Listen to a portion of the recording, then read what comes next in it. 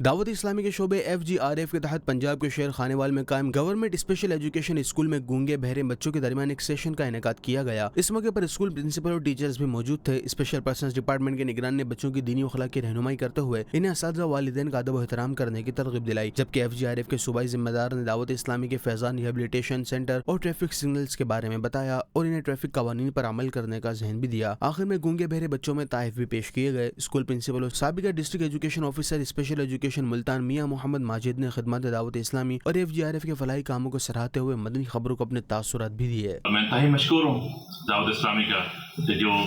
ایک نارمل شخص کی زندگی کے لیے تبلیغ کر رہے ہیں، اس کے ساتھ ساتھ خصوصی طلبہ کے لیے بھی اپنا